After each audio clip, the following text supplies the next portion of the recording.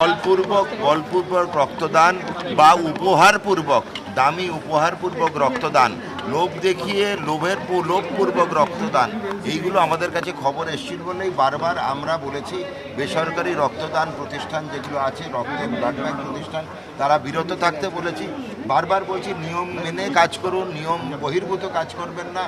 আমরা অনেক সংযত আছি, কারণটা হচ্ছে প্রত্যেকটি বেসরকারি ব্লাড ব্যাংকে কিন্তু কর্মসংস্থান দেওয়া হচ্ছে, তারা প্রচুর লোককে চাকরি দিয়েছে।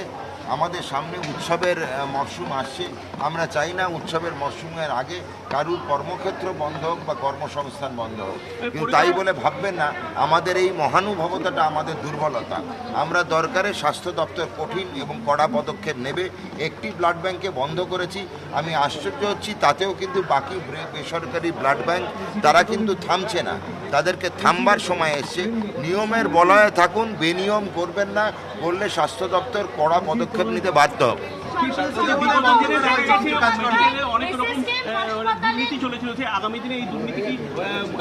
এটা খুব ব্রড বেস প্রশ্ন। দুর্নীতি বিগত 15 এবং 35 বছরে চলেছে। বামেদের দুর্নীতি মোড়কে ঢাকা দুর্নীতি ছিল, আর তৃণমূলের দুর্নীতি মোড়ক ছাড়া দুর্নীতি ছিল। এই মোড়ক এবং মোড়ক ছাড়া দুর্নীতি দুটোরই প্রতিবাদী আমরা। দুর্নীতি কতটা কমেছে বা কতটা দুর্নীতিমুক্ত পশ্চিমবাংলা হয়েছে বা হতে পেরেছে সেটা বুঝতে পারবো কিন্তু সময়ের সঙ্গে। পদক্ষেপ নেওয়া হয়েছে, সময়ের সঙ্গে জনগণ বুঝতে পারবেন। আমার তো হিংসে হয় টুলু মণ্ডলকে দেখে। আমি তো ডাক্তারি ছেড়ে পাথরের ব্যবসায়ী হলে ভালো করতাম।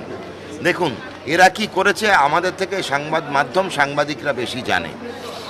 কিন্তু আমরা যেটা বলি, যতই লম্বা দড়ি হোক, দড়িরও কিন্তু শেষ আছে। সেই শেষটা এখন দেখতে পেলেন। এখন দেখুন তার অবস্থাটা, এত কোটি, 100 কোটি, 200 কোটি, 1000 কোটি সম্পত্তি নিয়েও পালিয়ে বেড়াতে হচ্ছে। আমার আপনার পকেটে অত পয়সা না থাকলেও আপনার গর্বের সঙ্গে মুক্ত হাওয়ায় ঘুরে বেড়াতে পারছি, সেই জিনিসটা তো আমরা পেয়েছি। দুর্নীতি করলে রাস্তাটা আপনাদের প্রথম দিকে চওড়া মনে হবে, কিন্তু হঠাৎই শেষ হয়ে যায়।